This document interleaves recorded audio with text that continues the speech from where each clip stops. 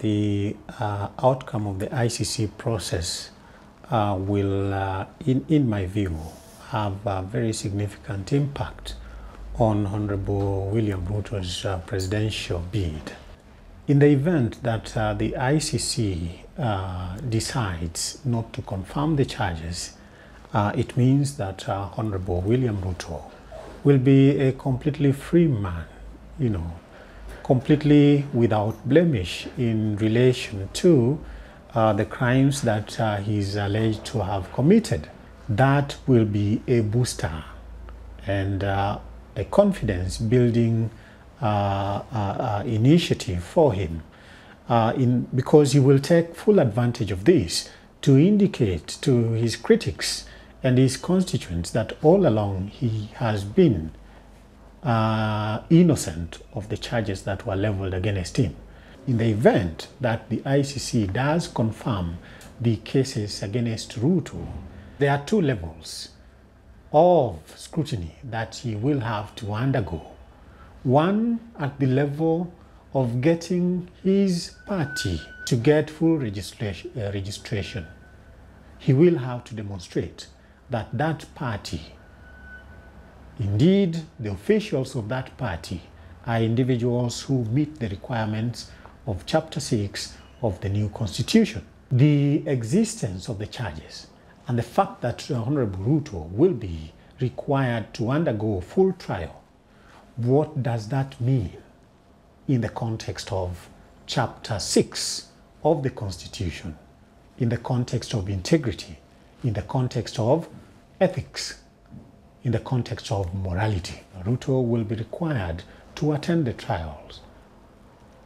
It means, therefore, that a lot of his time will be spent in shuttling between Kenya and The Hague for purposes of attending the trial.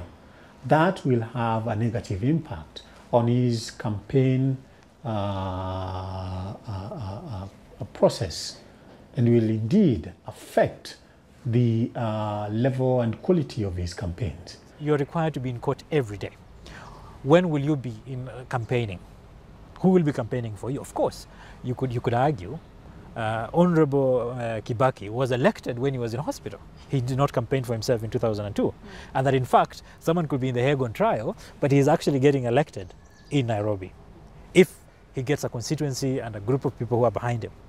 But practically, they will not be able to be. They can come on a weekend or for a day or when the court is not on session, but they will be required to be in court every day. Honorable William Ruto and Honorable Uhuru Kenyatta might decide not to continue with their presidential bid directly, but may decide to continue with their presidential bids indirectly. That creates a potential situation where they are likely to identify surrogates.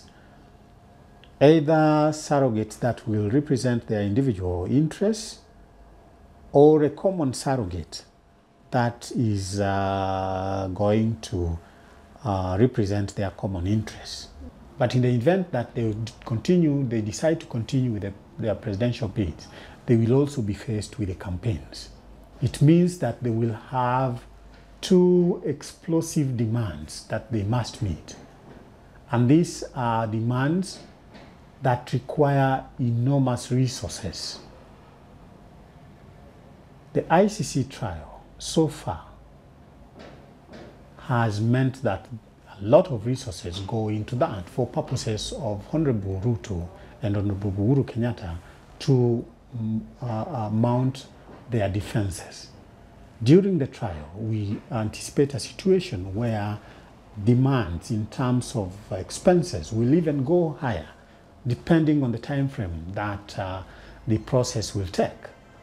That, coupled with the huge resources that will be required for the presidential elections campaigns, will imply that Honorable Ruto and Honorable Uhuru Kenyatta will have to look for extra resources over and above any other presidential candidate.